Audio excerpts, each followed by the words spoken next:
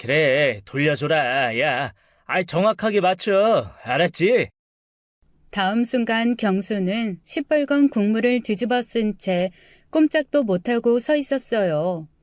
경수의 도시락 반찬 병인 김치병을 빼앗아 이리 돌리고 저리 돌리면서 놀리다가 친구들이 그 김치병을 일부러 경수의 얼굴로 집어던진 것이었습니다. 경수는 김치국물을 머리부터 뒤집어 쓴 처참한 모습이 되었어요. 하, 진짜 웃긴다. 사진 한 장 찍고 싶어. 경수야, 김치 해봐. 김치. 아씨, 카메라가 없네. 아우, 우리 경수 너무 불쌍해서 어떡해. 제가 다니던 학교는 노는 아이들이 많기로 유명한 학교였어요. 최근에 우리 학교로 전학을 온 경수는 아직 새 학교에 적응하지 못하고 있었죠. 소심하고 착한 성격 탓에 아이들이 놀려도 가만히 있으니 더 타깃이 되었던 것 같습니다. 늘 어깨를 움츠리고 다녔는데 그 모습 때문에 안 그래도 마른 몸이 더 왜소해 보였어요. 키만 멀뚱하게 컸지 지나치게 말라서 마치 철사에다가 껌 하나를 꽂아놓은 듯 했죠. 거기다 경수는 그 마른 얼굴에 도수가 높고 커다란 안경을 써서 눈이 거의 보이지 않을 정도였답니다. 안경 원숭이, 우리 반 어떤 아이가 지어 부르기 시작한 경수의 별명이었답니다. 어느 날 경수는 체육 시간에 체육복 없이 교복 차림으로 운동장에 서 있기도 했어요. 누군가가 경수의 체육복을 훔쳐다가 찾지 못할 곳에 감춰버린 것이었죠. 경수는 전학 온 지 한참이 지나도 학교에 적응하지 못하고 겉돌고 있었어요. 그렇다고 공부를 못하는 것도 아니었지만 성격은 내성적이었죠. 경수가 놀림을 받는 것을 볼 때마다 같은 반 친구들 사이에 놀림받는 사람과 놀리는 사람이 따로 있다는 사실이 참 싫었습니다. 더불어 경수에 대한 동정심으로 마음이 불편해지곤 했죠. 그러던 어느 날이었어요. 하굣길 학교 문구점 앞에서 못된 아이들이 또다시 경수를 놀리고 있었어요. 그저 묵묵히 하굣길을 걷던 경수를 발을 걸어서 넘어뜨린 거였습니다. 그 바람에 경수는 앞으로 넘어지면서 그만 안경이 코끝에 아슬아슬하게 걸쳐지게 된 것이었답니다. 경수를 넘어뜨린 못된 친구 중 한 명이 경수의 등을 팔꿈치로 한 대 때리자 안경이 바닥에 떨어져 구르고 말았어요. 안경이 없으면 거의 보이지 않는 지독한 근시인 경수는 바닥을 더듬으며 어떻게든지 안경을 찾아 쓰려고 애쓰고 있었어요. 그것을 목격한 저는 경수에 대한 안쓰러움으로 정말 마음이 아팠습니다. 그렇다고 대놓고 경수를 도와주기에는 그 짓궂은 친구들의 파워가 반에서 너무나 컸죠.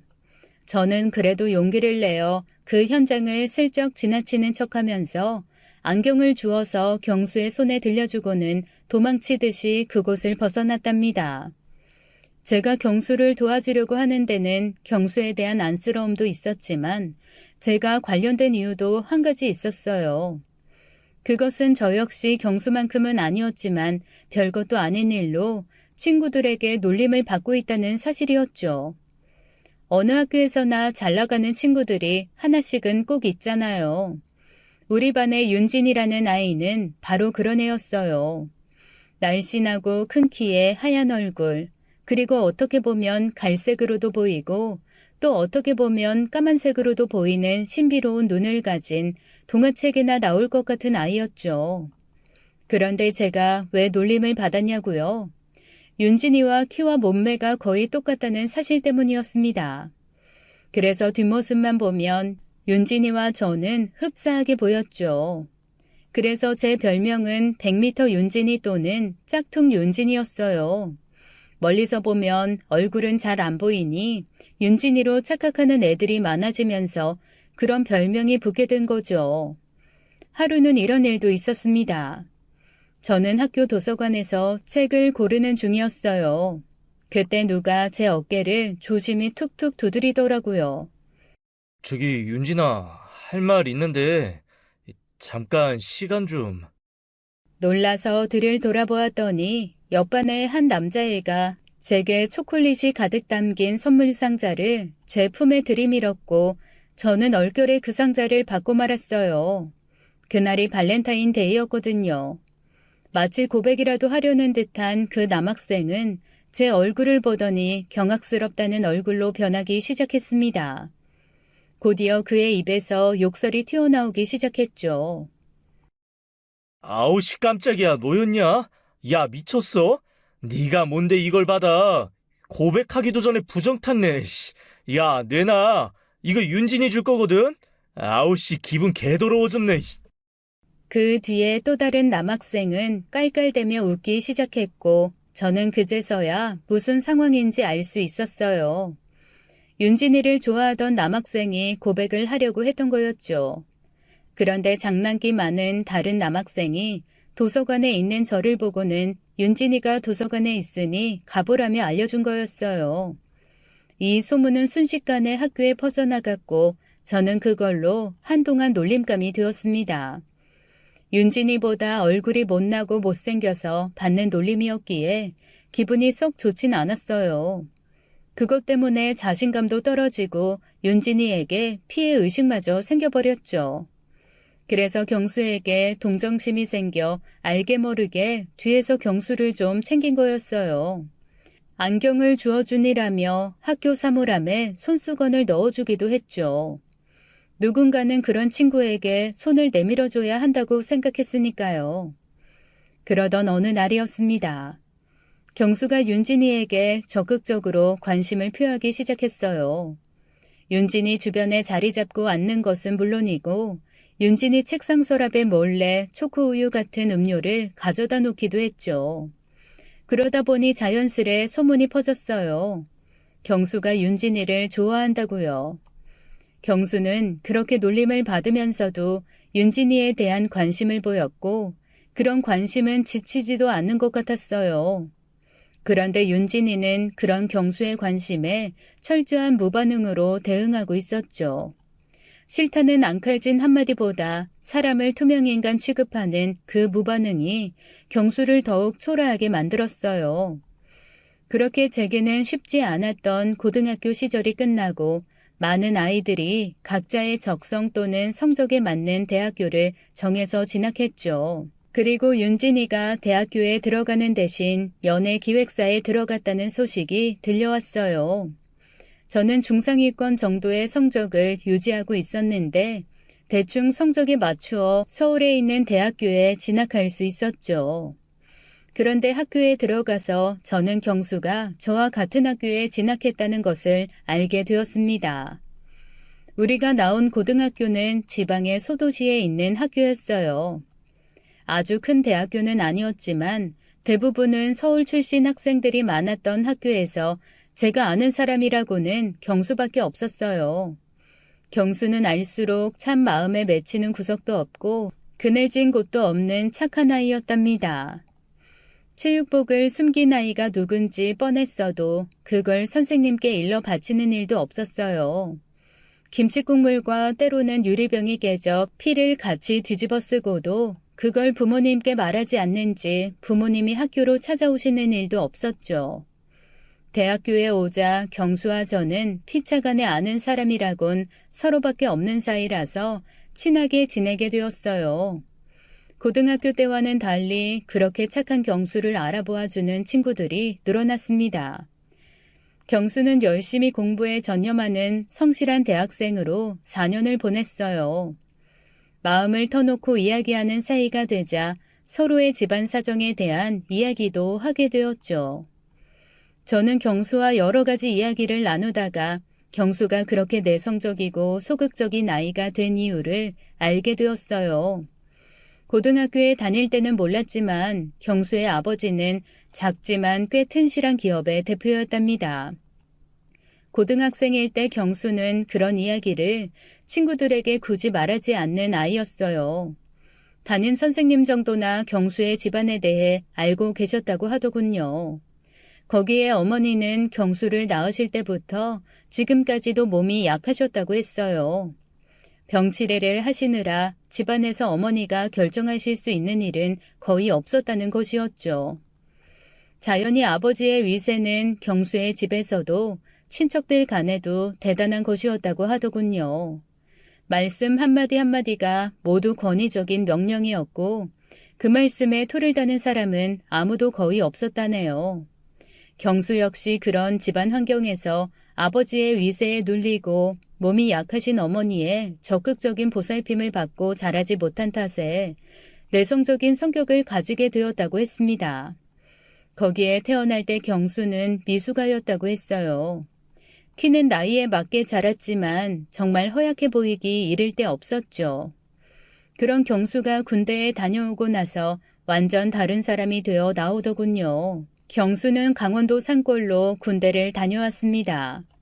너무 멀어서 면회를 가보진 않았지만 위문 편지는 꽤 여러 번 써주곤 했죠. 늘 편지로만 소식을 전하다가 경수가 전역하기 직전에 휴가를 길게 나와서 만난 적이 있었어요. 약속 장소에서 기다리는데 웬 모르는 남자가 제게 말을 걸더군요. 인생 최초로 헌팅을 당하는 건가 싶어 심장이 두근거리기까지 하더라고요. 큰 키에 몸도 좋고 남자다운 박력에 이 사람 멋있다라고 생각한 순간 그 남자가 제 이름을 부르더군요. 에이, 희정아, 잘 지냈어? 저는 순간 놀라 그 남자를 빤히 보았어요. 누군데 내 이름을 알고 있지 하고요. 그런데 눈 씻고 다시 봐도 모르는 사람이었습니다. 나야, 경수. 안경만 벗었을 뿐인데 못 알아보네. 에? 경수? 네가 경수라고? 저는 놀라서 입도 다물어지지 않더라고요. 그 두꺼운 안경 속에 그런 잘생긴 친구가 숨어 있을 줄은 누가 알았겠냐고요. 놀라는 제 모습을 본 경수는 뭐가 웃긴지 계속 키득거리며 웃었습니다. 그날 이런저런 군생활 이야기를 몇 시간 듣고서 헤어지게 되었어요. 군대가 빡세긴 한가 보다. 네 몸이 이렇게 변한 걸 보면. 그래도 더 건강해진 것 같아서 보기 좋네. 다음엔 민간인으로 만나자. 너도 나 없는 동안 잘 지내고 있어. 헤어지는데 이상하게 제가 너무 아쉽더라고요. 헤어지고 집에 와서도 계속 경수의 달라진 모습이 떠올랐습니다. 그런데 그때는 제 감정을 잘 몰랐던 것 같아요. 그저 친구가 잘 되어서 나와서 신기하다라는 마음인 줄 알았죠. 제가 먼저 학교를 졸업하고 사회생활을 시작하게 되었습니다. 저는 귀향을 해서 어느 중소기업에 입사했어요. 회사 생활을 하던 중 동기 모임이 있어서 나간 적이 있는데 그곳에서 재미있는 소식을 듣게 되었습니다. 경수가 학교 후배들에게 인기가 많아졌고 심지어 고백도 몇 번 받았다는 이야기였어요. 그런데 특이한 건 경수가 그 누구와도 사귄 적이 없다는 이야기였습니다. 경수와 친한 저는 경수에게 물어보았어요. 경수 너 인기남 됐다며?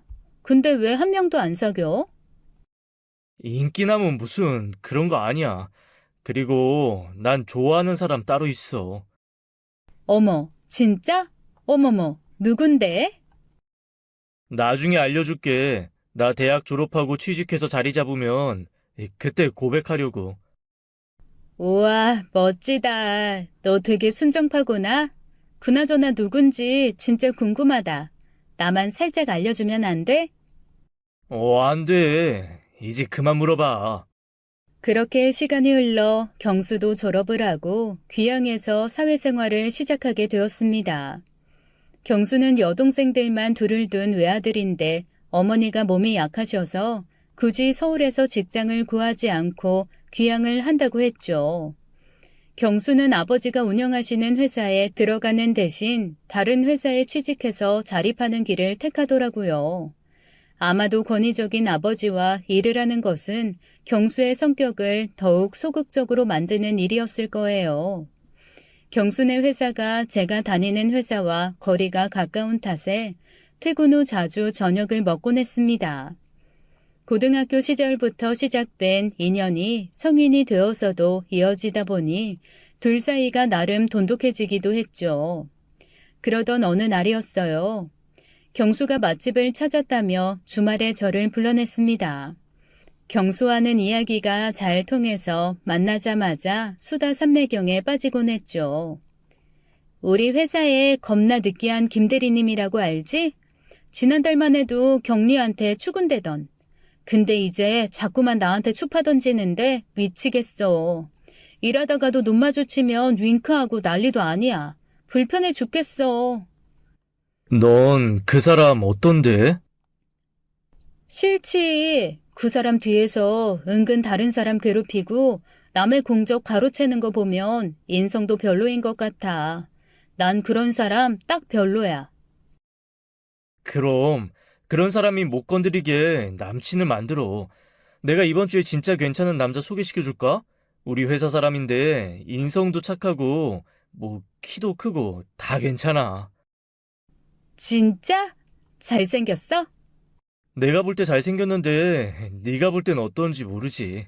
그건 네가 보고 판단해. 알겠어. 완전 땡큐. 그럼 이번 주에 보자.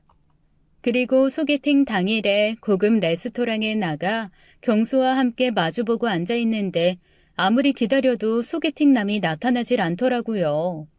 일단 배가 고파서 스테이크 2접시를 시켰습니다. 경수는 제 스테이크를 먹기 좋게 썰어서 제 앞에 놔주었어요. 저는 소개팅남이 오기 전에 일단 편히 밥을 먹어놔야겠다는 생각에 우거우거 고기를 입에 넣었습니다. 그리고 입에 고기를 가득 문 채로 이야기했어요. 이상하다. 왜 아직 안 오지? 먹고 얘기해. 근데 여기 고기 진짜 맛있다. 그래? 난 맨날 이런 것만 먹고 살고 싶어. 그렇게 살게 해줄게. 어? 어떻게? 이정아, 사실 나 너 좋아해. 우리 결혼 전제로 사귀자. 푹! 저도 모르게 고기를 뿜어냈고 경수는 아무렇지 않다는 듯 차분하게 제가 흘린 음식들을 치우고 입까지 닦으라고 티슈를 건네었습니다. 경수가 오래전부터 좋아한 사람이 바로 저라고 했습니다. 설마 군대 다녀오고 나서부터? 아니, 훨씬 전부터. 그럼 대학 다닐 때? 아니, 더 전부터. 이상하다. 고등학교 때는 아닌데. 맞아. 내가 실수한 것뿐이지. 알고 보니 경수가 윤진이를 좋아했던 것은 윤진이가 저라고 착각했기 때문이라고 했어요. 눈이 나쁜 경수가 그럴 수도 있었겠다 싶었죠. 아무튼 제가 경수에게 내민 손길에 저를 마음에 두기 시작했다고 하더라고요. 늘 저를 윤진이로 알고 착각했다는 말만 들어봤지 윤진이를 저로 착각했다는 말은 처음 들어봐서 기분이 참 묘하더군요. 뭐 나쁘진 않았습니다. 친구로만 생각했던 경수의 고백이 좀 당황스러웠지만 그래도 제 마음속에 경수가 남자로 인식되었던 것인지 저는 경수와 자연스럽게 만나게 되었어요. 경수를 오랫동안 봐와서 알았지만 경수는 착한 데다가 참 다정다감하기도 했습니다. 심지어 저를 좋아하니 저를 해바라기처럼 바라봐 주더군요. 도시락을 직접 싸오기도 하고 비 오는 날이면 제 회사 아래에 늘 경수가 서 있곤 했어요. 제가 야근하는 줄도 모르고 몇 시간이고 기다리기도 했고요. 그런 경수를 안 좋아할 수가 없었죠. 오는 길에 꽃집이 있더라. 너를 닮은 백합꽃하고 안개꽃이 있어서 만들어 왔어. 경수가 내미는 꽃다발을 한겨울 공원에서 받았어요. 꽃다발의 아래쪽 손으로 잡을 수 있도록 포장된 곳이 따뜻했습니다. 경수의 손에 옮기려니 생각했는데 집에 와서 꽃들을 화병에 꽂기 위해 펼쳤을 때 작은 손난로와 쪽지가 눈에 띄었어요. 출퇴근할 때 손 시릴까봐 꼭 들고 다녀. 저절로 미소가 지어졌어요. 경수야, 내가 네 안경 주워주길 정말 잘한 것 같다. 그게 무슨 말이야? 안 그럼 네가 나 좋아할 리도 없었잖아. 심지어 지금은 너 이렇게 멋있어지고 잘생겨졌는데. 무슨 소리야. 너가 얼마나 괜찮은 사람인데. 아마 그 일 아니었어도 나는 대학 다니면서 너라는 사람 겪으면서 좋아했을 거야. 희정아, 자신감을 가져. 너 꽤 매력 있는 사람이야. 경수는 한치의 망설임도 없이 저를 사랑할 수밖에 없었을 거라고 이야기해 주었습니다. 게다가 고등학교 시절 무너진 제 자존감마저 세워주었죠. 순조로운 연애는 자연스럽게 결혼으로 이어졌습니다. 부모님은 착한 성품에 잘생기기까지 한 경수 모습에 무척 좋아하시더라고요. 흔쾌히 저희 결혼을 허락하셨죠. 시댁이 될 경수의 집에도 인사를 위해 찾아갔습니다. 꽤 부촌이라고 알려진 곳에 있는 경수의 집. 경수네 집은 제 생각보다 훨씬 부유해 보였어요. 그런데 경수의 어머니, 즉 제 시어머니 되실 분은 이미 들은 대로 많이 여위고 허약해 보이셨답니다. 그렇지만 참 인상이 좋은 분이었어요. 처음 찾아간 며느리감인 저를 마치 오래 대해온 딸같이 대해주셨죠. 손을 꼭 잡고 반가워 하시더라고요. 어머님은 저를 참 마음에 들어 하셨고요. 결혼 전에 여러 번 경수의 집에 드나들면서 시어머니 되실 분과 많은 이야기를 나눌 수 있었습니다. 제가 경수에게 들어서 이미 알고 있는 이야기, 시어머니가 몸이 아파 경수를 저체중아로 낳으셨다는 이야기도 어머님으로부터 직접 들을 수 있었어요. 외아들이니 시집살이를 해야 하나 하는 걱정도 되긴 했습니다. 왜냐하면 그냥 어렵게만 느끼면서 인사를 드린 시아버님 되실 분이었지만 겉으로도 권위적이고 다른 사람들을 부리는 일에 익숙하신 그런 분으로 보였거든요. 하지만 시어머니 되실 분은 참 마음에 들었답니다. 그래서 시집살이를 하게 되더라도 받아들일 수 있을 거라고 생각하고 있었어요. 하지만 경수의 어머니가 당신이 몸이 약해 며느리가 고생될 것이라고 오히려 우리를 데리고 사는 것을 반대하셨다고 하더군요. 경수네 집에서 둘이 살기에는 좀 큰 전셋집을 마련해 주셔서 우리는 남루하지 않게 신혼살림을 시작할 수 있었습니다. 시집살이까지 각오를 했던 저는 결혼을 해서도 계속 회사에 다녔어요. 경수가 벌어오는 돈으로 생활을 하고 제가 버는 돈은 모두 저축할 수 있었답니다. 경수는 아버지가 경영하시는 사업체에는 큰 관심이 없어 보였어요. 엘리베이터 부품을 만들고 설치를 하는 그런 사업체였죠. 경수는 그 일이 자신의 적성에 맞지도 않고 아버님이 결코 함께 일하기엔 편한 분은 아니라는 말도 했습니다. 내 월급이 좀 많았다면 너 고생 안 시켜도 됐을 텐데. 미안해. 우리 부지런히 일해서 집도 사고 아이도 빨리 갖자. 그렇지만 아버지 회사를 내가 물려받을 생각은 없어. 너 혹시 그게 섭섭하니? 아니, 전혀. 난 자기 선택 응원해. 아버님 그늘 아래서 편히 할 수 있는 일 마다하고 자기 일 열심히 하는 거잖아. 당신 멋있어. 다만 자기가 외아들인데다가 아버님도 물려받길 원하시는 거 보면 마냥 끝까지 거부할 수 없을 것 같긴 해. 그래서 나중에 당신이랑 아버님이 부딪힐까봐 그게 걱정이지. 저는 남편의 뜻에 동의해 주었어요.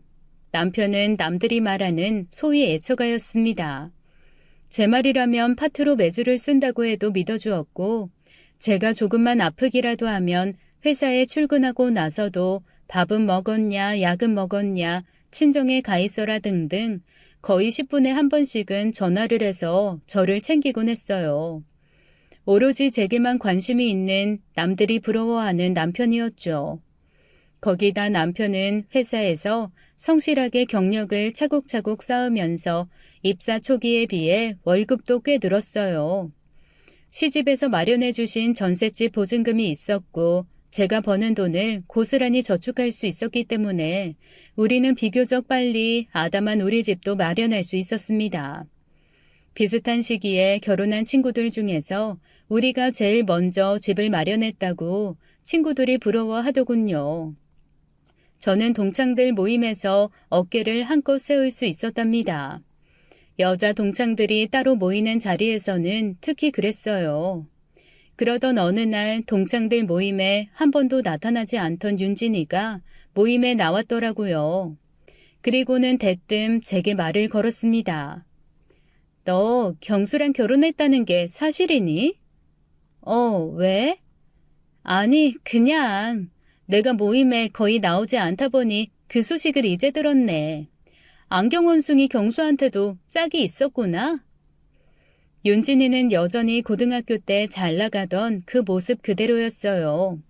경수와 결혼한 저를 마치 깔보듯이 이야기하는 것이었습니다. 그런데 경수가 옛날에 나 좋아하지 않았었나? 어머, 혹시 아직도 나 못 잊어서 짝퉁인 너랑 결혼한 거 아니야? 그런 거면 완전 소름인데. 야, 김윤진, 너 말이 너무 심한 거 아니야? 언제적 얘기를 꺼내서 분위기 이상하게 만드냐? 너 그런 헛소리 할 거면 그만 들어가라. 조크야, 조크. 그냥 한 농담에 웬 급발진? 그러는 너 좋다는 애들 많았는데 너무 고르는 거 아니야? 하긴 인물 하나 가지고 마음에 드는 신랑을 얻긴 힘들지. 윤진이의 그런 말에 기분이 나빠져서 한마디 해주었어요. 모임의 분위기가 조금 묘해지는 순간 한 친구가 입을 열었습니다. 그래도 따지고 보면 희정이가 위너야. 경수 잘생겼지. 게다가 중소기업 대표 아들이잖아. 희정이가 진짜 시집 잘 갔어. 그 말에 윤진이 관심을 보이더라고요. 그러면서 경수와 결혼한 저를 조금 시기하는 느낌마저 받았습니다.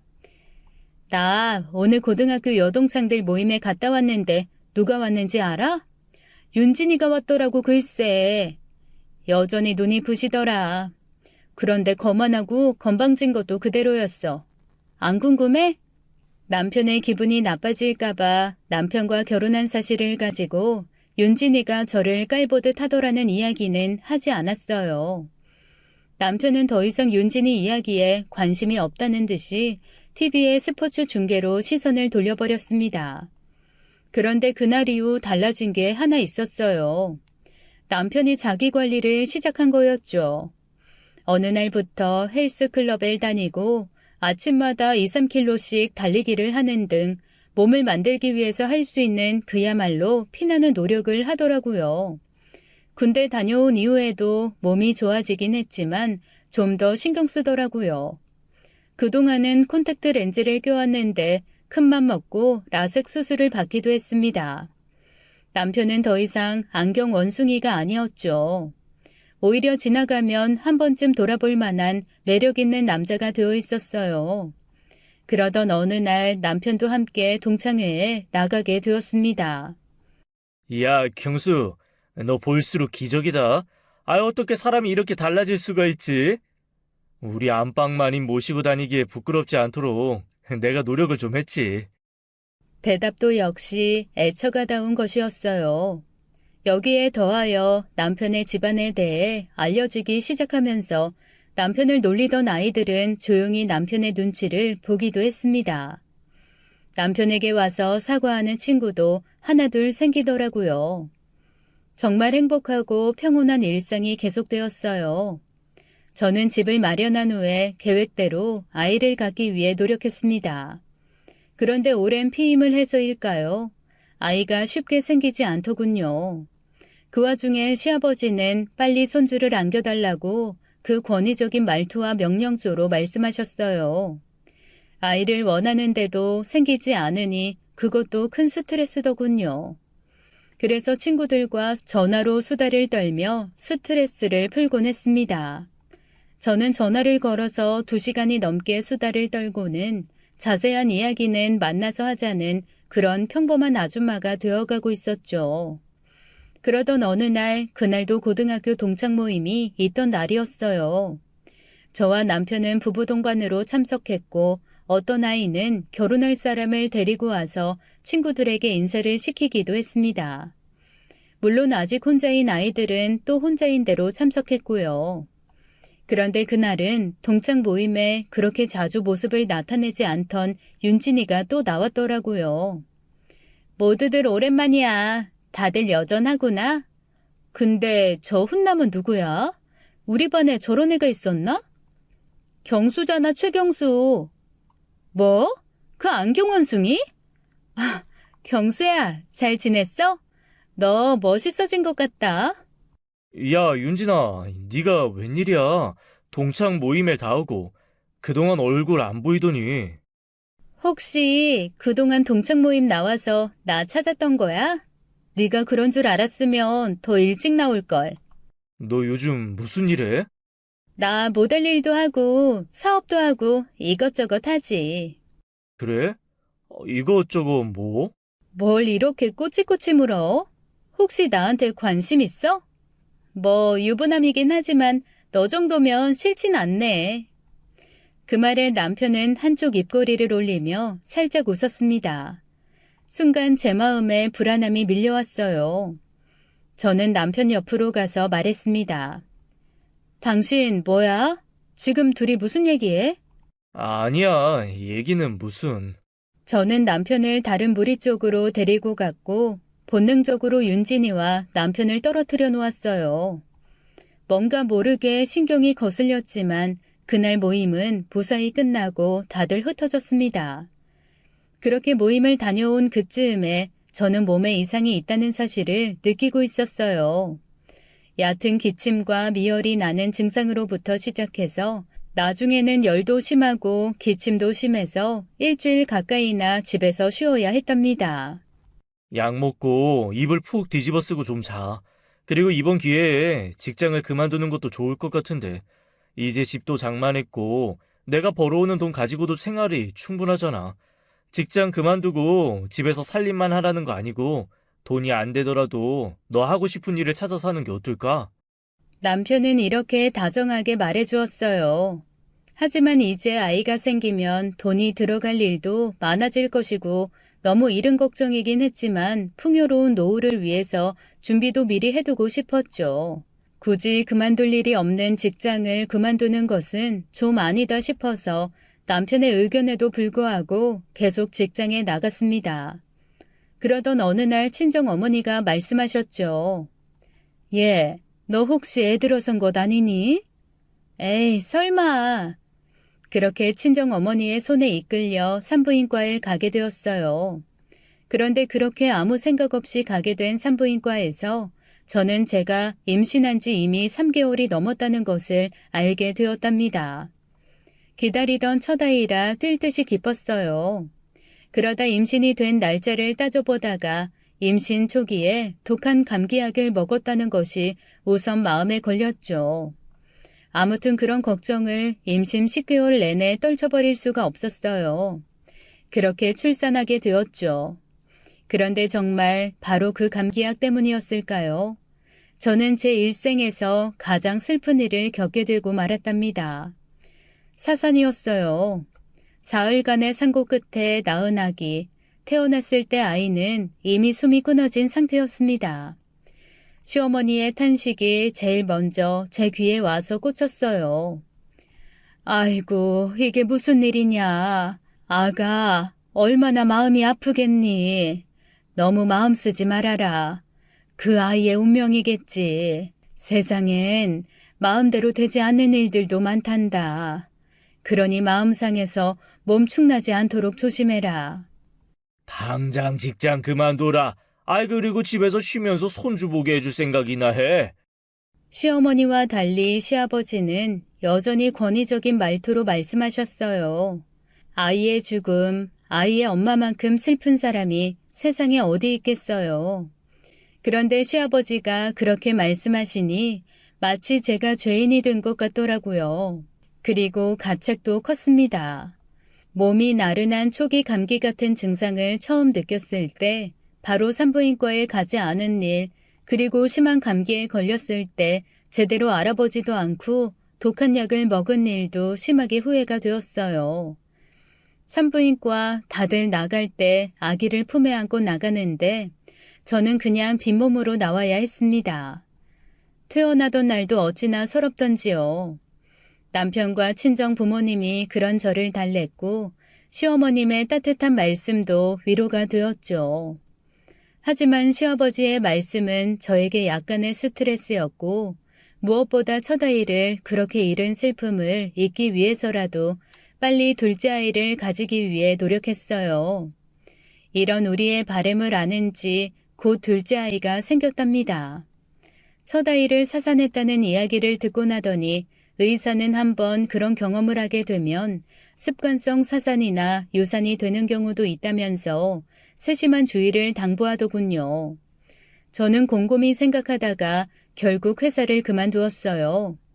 그리고 집에서 오로지 건강한 아이를 출산하기 위한 노력을 다 했죠. 이번엔 꼭 건강한 아이를 낳겠다는 결심으로 10개월 동안 몸이 죽도록 아파도 약은 거들떠보지도 않았어요. 좋아하던 커피조차 단 한 모금을 입에 대지 않았답니다. 친정에서도 조바심이 대단하셔서 제가 가능하면 움직이지 않도록 살림을 거의 도맡아 해주다시피 하셨어요. 남편이 임신 기간 동안 저를 위해 보여준 행동은 정말 책으로 한 권을 써도 모자랄 지경이었답니다. 좋다는 음식을 매일 싸들고 들어왔고 아무리 한밤중이라도 제가 먹고 싶다는 음식을 틀림없이 사오기도 했어요. 비싼 에어컨까지 마련하면서 제가 덥지 않게 지낼 수 있도록 배려하기도 했죠. 시어머니의 정성도 어지간하셨답니다. 저에게 좋다는 것은 무엇이든 보내주셨어요. 그리고 시어머니는 무엇보다도 지난 일에 제 탓이 아니라는 것을 알려주시려고 노력하셨습니다. 그런 시어머니의 배려도 10개월을 편하게 보낼 수 있는 활력소가 되었죠. 10개월을 거의 누워서 보내다시피 하면서 친정 어머니가 만들어주시고 시어머니가 보내주시는 정성 가득한 음식만 먹다 보니 살이 무섭게 찌기 시작하더군요. 살은 아이를 낳고 빼면 될 일이었고 저에게는 우선 아이를 무사히 출산하는 게 제일 중요한 일이었습니다. 살 너무 찌는 거 아니야? 건강에 안 좋아. 운동도 좀 해야 출산도 쉽다던데 괜찮을까? 이번엔 처음부터 제왕절개로 나을 거야. 지난번에 산통이 오래 갔을 때 아마 아이도 힘에 겨웠을 거야. 그게 마음에 걸려. 의사도 제왕절개에 반대하지 않았고. 저는 오로지 아이를 건강하게 낳을 생각밖엔 다른 생각은 하지 않고 10개월을 지냈어요. 어쨌든 시간은 흘러서 10개월이 지났고 저는 이번에야말로 건강한 아들을 출산할 수 있었습니다. 학수고대하던 아이가 드디어 건강하게 태어난 것이었어요. 시어머니는 편찮으신데도 불구하고 굳이 미역국을 끓여가지고 찾아오셔서 다정한 말씀으로 저를 치하하셨습니다. 아가, 얼마나 고생이 많았니? 이렇게 우리 집안의 장손을 보게 해줘서 정말 고맙구나. 몸조리 잘해야 한다. 아이 낳았을 때 마음이 편치 않거나 몸고생하면 뼈에 바람들어 평생 고생하게 돼. 아마도 남편을 저체중아로 낳았을 때를 생각하며 하시는 말씀 같았어요. 이제서야 우리 부부를 둘러싼 모든 것이 완벽하게 돌아가는 것 같았고 고등학교 때 친구들 중 여전히 연락이 닿는 동창들의 모임에도 자주 나갔어요. 결혼하는 친구들이 점점 많아지면서 부부 동반 모임도 많아졌죠. 저는 이제 아이가 딸린 완전한 전업주부가 되었습니다. 알뜰살뜰 아이를 키우며 집안 살림만 하는 것도 그렇게 재미없는 일은 아니더군요. 남편은 성실하게 회사에 다니고 있었고 아이도 건강하게 잘 자라주었어요. 그러던 어느 날 케이블 TV 홈쇼핑 방송에서 그다지 반갑지 않은 얼굴을 보게 되었답니다. 홈쇼핑에서 모델 일을 하고 있다고 하더니 한 여성 의류를 파는 홈쇼핑 프로그램에 윤진이가 스쳐 지나가더군요. 남편과 함께 TV를 보고 있던 중이었어요. 윤진이는 여전히 예쁘더라고요. 우리도 이제 나이를 먹어서 30대 후반으로 접어들고 있었는데 윤진이는 여전히 20대에 머무르는 것 같은 외모였습니다. 하긴 홈쇼핑 모델인데 메이크업으로 커버했겠지 싶은 생각도 들었지만요. 윤진이가 화면에 스쳐 지나갈 때 남편은 아무 말 없이 텔레비전을 응시하고 있더군요. 여보, 윤진이 나왔네? 남편은 아무 대답이 없더라고요. 아, 그러네, 여전하네. 이런 식의 자연스러운 대답이 따라 나와야 했죠. 그런데 남편은 아무 말이 없었어요. 약간 찜찜한 순간이 지나고 저는 일어서다가 얼핏 거울에 비친 저를 보았습니다. 아이를 낳을 때 찐살이 빠지지 않고 그대로였어요. 비록 슬쩍 스쳐 지나갔지만 TV 화면에서 본 윤진이와 저, 같은 여자로서, 아니 같은 사람으로서 정말 비교할 수 없을 정도였죠. 그 순간 저 스스로에 대한 혐오감이 갑자기 솟구치더군요. 나 살 너무 많이 쪘지. 내일부터 운동해서 빼기 시작할 거야. 아니면 전문적으로 관리해주는 데를 찾아가 볼까? 갑자기 웬 살타령이야. 건강에 문제가 될까 걱정이긴 하지만 아픈 데 없잖아. 그러면 됐지. 신경 쓰지 마. 그런데 제가 고등학교 때 윤진이와 뒷모습이 비슷하다는 이유로 놀림을 받던 그때의 서러운 감정이 갑자기 되살아난 것은 왜일까요? 윤진이 때문에 놀림을 받던 일종의 피해의식 같은 것이 마음속에서 다시 솟아오르는 것을 깨닫지 않을 수가 없었답니다. 다음 날부터 저는 잠을 줄이고 새벽같이 일어나서 동네 개천가를 뛰기 시작했죠.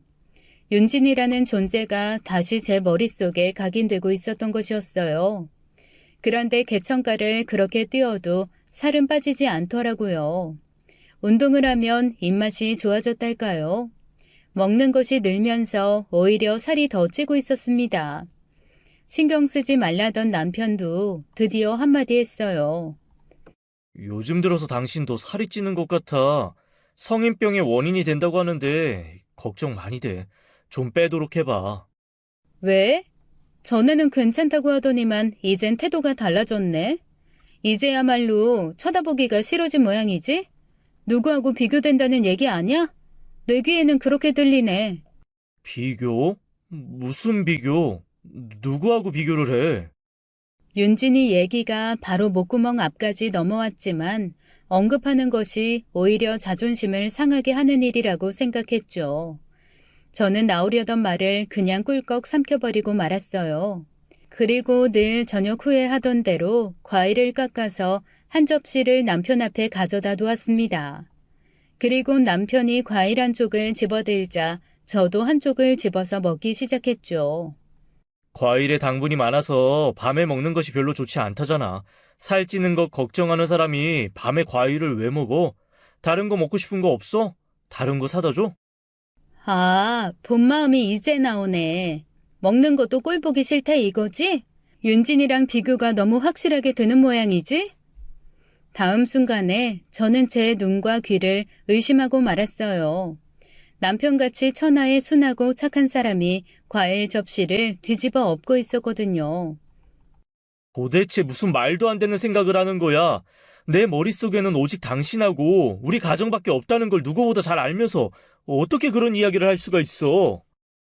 고등학교 때부터 남편을 보아왔지만 이런 모습은 정말 처음이었습니다. 너무나 놀라서 당장 입이 떨어지지 않을 정도였어요. 그저 눈앞에 벌어진 상황 앞에서 이러지도 저러지도 못하고 멍하니 서 있을 밖에요. 미안해.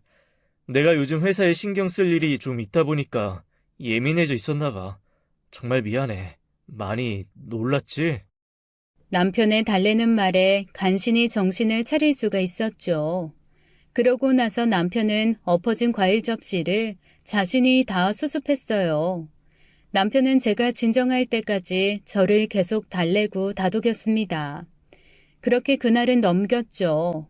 그리고 남편은 이 일이 있기 전과 똑같은 다정다감한 남편이자 아이 아빠의 모습을 보여주었어요. 그렇지만 저는 어느새 거울을 습관적으로 쳐다보게 되었습니다. 거울 속에는 분명히 고도 비만으로 보이는 낯선 아줌마가 하나 서 있었어요. 마치 낯선 사람이 집에 들어와 있는 느낌이었죠. 화장품도 명품 화장품들로 바꾸고 집에서 멀리 떨어져 있었지만 명성이 자자한 비만 관리샵에도 드나들게 되었습니다. 먹는 것도 하루에 밥 반 공기와 샐러드만 먹었어요. 그런데 결코 평생 동안 이렇게 먹고 살 수는 없는 일이었죠. 그래서 도저히 배고픔을 견디지 못할 때 심한 갈등 끝에 결국 커다란 양푼의 밥과 있는 반찬을 모두 쓸어 넣고 썩썩 비벼서 한 그릇을 다 비우곤 했습니다. 굶다가 갑자기 폭식을 하게 되는 것, 다이어트 하는 사람들이 말하는 요요 현상이라는 것을 불러오는 지름길이라죠. 열흘을 굶다시피 하다가 먹는 한 끼가 고스란히 도로 살로 돌아왔고 몸무게는 전보다 오히려 더 늘어 있었습니다. 그러면서 부부 동반으로 가야 하는 모임에 가는 것도 기피하기 시작했어요. 오늘 회사 사람들과 부부 동반으로 하는 저녁 식사 모임이 있으니까 준비해. 꼭 부부 동반으로 가야 하는 거야? 나 안 가면 안 돼? 다들 같이 오는데 내가 호랍이도 아니고 어떻게 혼자 가. 같이 가야 되는 모임이야. 준비하고 있어. 저녁 때 모시러 올 테니까 같이 가자. 알았지? 사실 냉정하게 생각해보면 남편이 제가 살이 찌고 얼굴 모습이 변하기 전과 다르게 대하고 있는 것은 아니었어요. 제 마음에 제가 만들어 놓은 벽이었다고 해야 할 것 같아요. 저는 정말 가기 싫었지만 어쩔 수 없이 부부 동반으로 가야 하는 모임들에 참석하곤 했습니다. 나가보면 같이 온 다른 부인들은 모두 날씬하고 예뻐 보이더군요.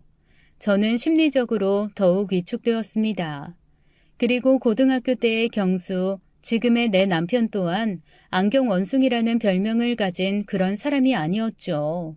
마치 허물을 벗고 새로운 사람으로 태어난 것 같은 멋진 모습과 저의 모습이 대비되면서 나란히 앉아있는 게 미안하고 창피해지기 시작했어요.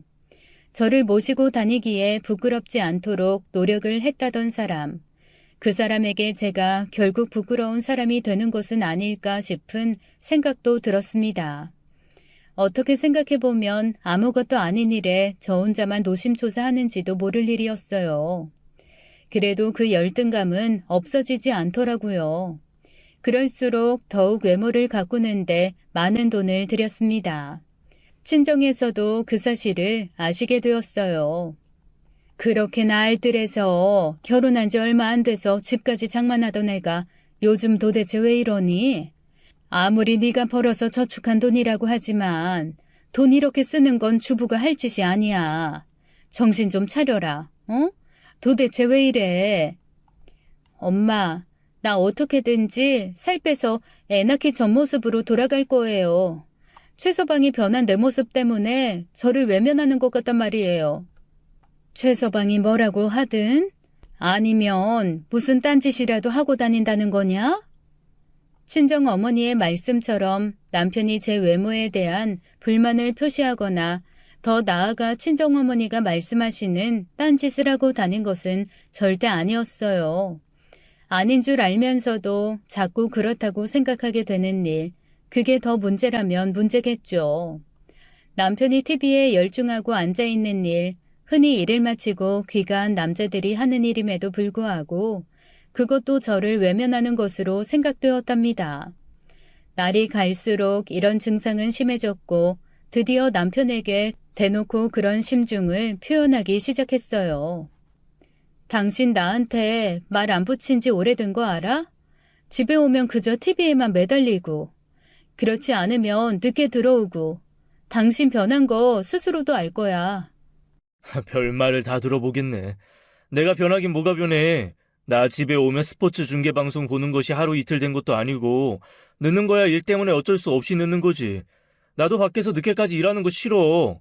당신하고 우리 아들 있는 집에 빨리 와서 쉬고 싶다고. 눈에 보이는 뻔한 거짓말 하지 마. 말 안 한다고 모르는 거 아니야. 내가 뚱뚱하고 못생겨지니까 마음 변한 거 다 안다고. 그렇게 따지자면 나하고 결혼한 네가 더 이상하다. 인물로 따지자면야 고등학교 때 나만큼 못난 사람도 찾기 어려웠지. 그런데 나하고 왜 결혼했냐? 그러는 내가 그동안 노력을 해서 모습이 바뀌어서 나하고 계속 사는 거야? 남편은 이렇게 논리적으로 침착하게 대꾸하는 것이었어요. 말로는 어떻게 반박할 도리가 없었죠. 그 순간에도 제 마음속에서는 두 사람의 제가 번갈아 속삭이고 있었어요. 내가 뚱뚱해지니까 경수가 마음이 변한 거야. 내가 안 보는 데서 무슨 짓을 하는지 그거야 알 수 없는 일이지. 그리고 윤진이를 아직 못 잊고 있는 게 틀림없어. 경수 달라진 데 한 구석도 없어. 나 스스로 그저 예전의 나와 다른 지금의 나에게 적응 못하는 것뿐이야. 아무 걱정 없이 잘 살고 있었잖아. 도대체 뭐가 문제라서 이렇게 분란을 만드는 건데. 남편은 그런 제 마음을 아는 듯 저를 다독였어요. 남편은 변한 것이 없었지만 아마도 제 마음속에 남아있던 윤진이로 인한 놀림감이 되었던 그 좋지 않은 기억이 또 되살아났기 때문이었을 겁니다. 그 쓸데없는 피해의식이 고개를 들면서 왠지 눈물이 솟더군요. 그렇게 훌쩍훌쩍 혼자 울다가 전화벨 소리에 퍼뜩 정신이 났습니다. 친한 고등학교 동창이더군요. 친한 친구들 중에 유일하게 결혼을 못하고 있던 주영이라는 친구의 결혼 소식을 알려오는 전화였어요. 약 1시간쯤 후에 결혼한다는 그 친구한테서 전화가 왔고 진심으로 축하의 말을 전했죠. 한 달 후에 다시 부부 동반으로 가야 하는 동창 모임이 생겼다는 것이 마음에 걸렸지만 그 결혼식에 안 가볼 수는 없었어요. 그런데 그 한 달 사이에 시댁과 우리 집이 발칵 뒤집힐 만한 사건이 생기고 말았답니다. 권위적인 성품의 다혈질이신 시아버님께서 어느 날부터 머리가 무겁다고 하시더니 갑자기 쓰러지신 거였어요. 아버님의 용태는 생각보다는 나빠 보이지 않으셨지만 의사의 말대로 혈압이 불규칙하시니 절대 안정하시는 것이 좋겠다는 것이었습니다. 내가 당장은 회사를 운영하는 것이 힘들 것 같다. 애비 네가 아무리 싫어도 가업을 이어라. 다른 말할 생각하지 말고 이 애비 명령이다. 멀쩡한 아들이 있는데 내가 아프다고 해서 다른 경영자를 채용하는 것이 마음이 놓이지 않는다. 이번에야말로 애비 네가 회사에 아주 들어앉아라. 늘 권위적으로 말씀하시는 시아버님의 말씀, 그리고 상황이 상황이다 보니 남편도 더 이상 아버님의 사업을 물려받는 일을 피할 수만은 없게 되었어요. 더구나 늘 당신의 뜻을 내세우지 않으시고 우리 부부의 마음을 잘 헤아려 주시던 시어머니까지도 아버님의 이 말씀에는 반대 의견을 말씀하시지 않으셨답니다. 오히려 남편을 설득하셨죠. 아버님의 상태가 좋아질 때까지만이라도 회사 일을 맡으라는 말씀이셨어요. 어머님까지 이렇게 나오시는데야 남편도 더 이상 어찌할 도리가 없었던가 봐요. 아버님과 어머님 앞에서 회사를 맡겠다고 말씀을 드려서 아버님을 안심하시게 한 다음 병실을 물러나왔죠. 곧이어 남편은 오래 다닌 회사에 사직서를 내고 아버님 회사로 들어갔답니다. 남편은 회사를 이끌어가는데 정신이 없었고 저는 저대로 그런 남편을 뒷바라지 하는데 정신이 없는 상태로 한 달여가 지나서 고등학교 동창 주영이의 결혼식 날이 되었습니다. 결혼식장에 들어서니 이미 많은 하객들이 와서 북적이고 있더라고요. 이 친구 저 친구하고 반갑게 인사를 나누고 우리 부부도 자리에 앉았어요. 그리고 언제나 이렇게 저렇게 저를 불편하게 만드는 윤진이도 결혼식장에 나타났죠. 검은색 정장에 하늘하늘한 머플러를 목에 두르고 있었어요. 별로 반갑지 않은 아이였고 옷도 검은 옷을 입고 있었지만 그래도 여전히 빛이 나더군요. 사람들 눈이 모두 윤진이 쪽으로 쏠렸죠. 일부러 검은 옷을 입은 것 같았어요. 결혼식에서는 신부가 돋보여야 하니 말이에요. 그런 예의 정도는 알고 있네라고 생각했죠. 결혼식이 끝나고 사진부터 찍은 후에 피로 현장으로 향했습니다. 그리고 유쾌한 농담들을 주고받으면서 신랑 신부가 오기를 기다렸고 곧이어 신랑 신부가 친구들에게 인사를 하기 위해 피로 현장으로 들어왔어요. 친구들과 이런저런 일상적인 대화를 이어나갔어요. 윤진이는 남편 옆에 딱 붙어 앉아서 마치 저라는 존재를 잊은 듯 음식을 이것저것 권하기도 하고 둘만의 건배를 청하기도 했습니다. 그리고 다음 순간 저를 정말로 화나게 하는 말 한마디가 들려오더군요. 경수야, 너 회사 물려받았다면서? 이제 회사 대표겠네? 뭐 그렇게 됐어. 네 능력에 또 너희 집안 레벨에 희정이는 좀 안 어울린다. 나 정도는 돼야 어울리지. 안 그래? 김윤진, 적당히 해라. 아까부터 자꾸 치근덕거리는데 나 지금 되게 불편하거든? 뭐? 치근덕?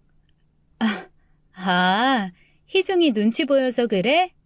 경수야, 근데 너 설마 나 때문에 일부러 희정이랑 결혼한 거니? 꽝 대신 닭, 뭐 그런 것처럼? 정말 듣자 하니까 너 취했냐? 아니면 도끼병 있어? 희정이가 무슨 꽝 대신 닭이야? 나한테 김윤진 네가 닭이었어, 알아? 그리고 너야말로 꽝 대신 닭으로 지금 나한테 이러는 거 아니야? 뭐? 오 대표님이랑 뭐 문제 있냐? 내가 아버지 회사 대표 됐다니까 내가 뭐 막 대단해 보이고 그래?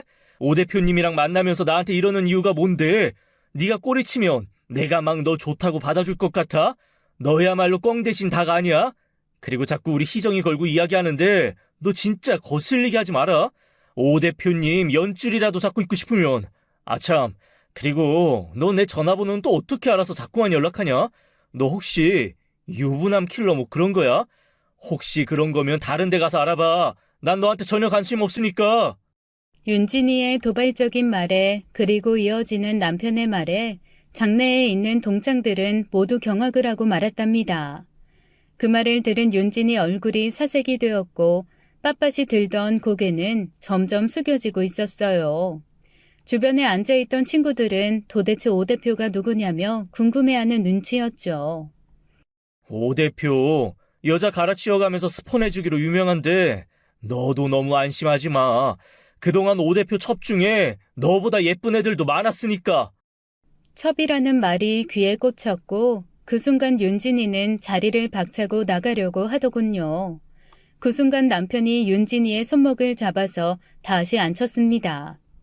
내 얘기 아직 안 끝났어. 김윤진, 앞으로 나한테 두 번 다시 연락하지 마라. 나는 너 같은 애 혐오하니까. 그리고 내 와이프는 너랑 비교도 안 되게 착하고 좋은 사람이라서 아무리 네가 뭔 짓을 해도 나는 너한테 관심이 없어. 알아들었으면 그만 가봐. 그제야 남편은 윤진이 손목을 놓아주었습니다. 윤진이는 얼굴이 시뻘개진 채로 피로 현장을 나가버렸어요. 주변에 앉아있던 친구들은 웅성웅성했죠. 나중에 알고 보니 윤진이가 남편 연락처를 알아내서 계속 연락한 모양이더라고요. 그런데 남편이 넘어오지 않았던 거고요. 내가 말이 너무 심했나? 아이, 그런데 이렇게 안 하면 제가 자꾸 나한테 연락하고 만나자고 하니까 뭔가 좀 충격적인 말이 필요했어. 당신 알지? 나 그렇게 못된 놈 못 되는 거. 이거 진짜 나 자신을 지키고 우리 가정을 지키기 위해 어쩔 수 없이 한 거라고. 그리고 당신 앞에서 제대로 행동하는 모습 보여주고 싶기도 했고. 지난번 동창회에서 윤진이와 만나기 전 남편은 이미 윤진이가 돈 많고 나이 많은 회사 대표에게서 스폰을 받는다는 사실을 알고 있었다고 했습니다. 사업자 나간 골프 모임에서 윤진이의 뒷얘기를 알게 된 거였죠. 오 대표라는 사람이 질이 안 좋기로 유명해서 조심하라는 말을 해주려고 했었다가 기회를 놓쳤다네요. 그런데 동창회 이후부터 윤진이가 계속 집착스럽게 연락을 하곤 했다더군요.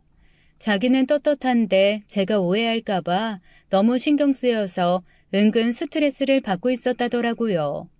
좋게 좋게 이야기해줄 참이었는데 윤진이가 저한테 하는 모습을 보곤 너무 화가 나서 냅다 질렀다고 했습니다. 남편은 제게 음식을 뜨러가자며 직접 음식을 떠주기 시작했어요. 접시에 닭가슴살과 샐러드를 담아주는데 마치 다이어트 도시락 같더군요. 진짜 남자도 여자 잘 만나야 돼. 저렇게 굴러먹다가 조신한 척 아무것도 모르는 남자 만날 거 아니야. 진짜 내가 당신 만난 건 행운이라니까. 착하지, 배려심 있지. 내가 어떤 결정을 하건 내 편에 서주지. 내 뒷바라지 잘해주지. 안 그래? 그런데 요즘 자기 좀 이상해. 자꾸 외모 때문에 스트레스 받는 것도 같고, 난 정말 당신이 어떤 모습이든지 상관없는데, 그냥 당신이 예전처럼 행복했으면 좋겠어. 그 말 한마디가 그동안 저를 눌러왔던 피해의식을 모조리 깨부셔 주었습니다. 저의 자존감은 하늘 높은 줄 모르고 치솟았고요. 아마 세상에서 가장 행복한 사람을 꼽는다면 유럽 어느 왕실의 여왕도 공주도 아닌 바로 저 자신일 거예요. 제가 자신의 일생에서 유일한 사랑이라고 하는 저밖에 모르는 남편이 있는데 세상에 무엇이 부러울까요? 저는 남편이 저를 위해 새벽길을 달리기 시작했을 때의 마음으로 남편과 새벽에 동네의 개천가를 같이 뛰었답니다. 앞서거니 뒤서거니 하면서 개천변을 뛰면서 같이 운동을 했죠. 남편이 말했었어요. 자신이 어떤 결정을 하던 응원해준 사랑하는 아내의 건강을 위해서 이 새벽길을 달리고 있다고요.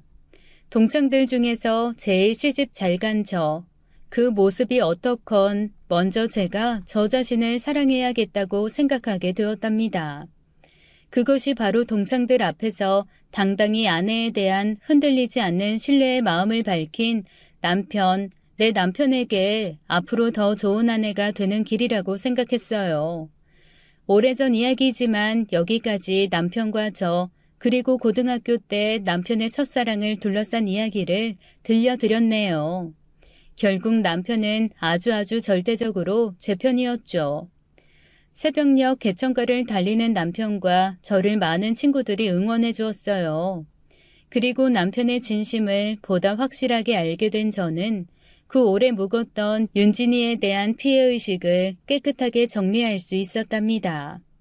남편과 제가 이렇게 확실한데 윤진이 따위가 어떻게 우리 사이에 조금이나마 끼어들 수 있겠어요.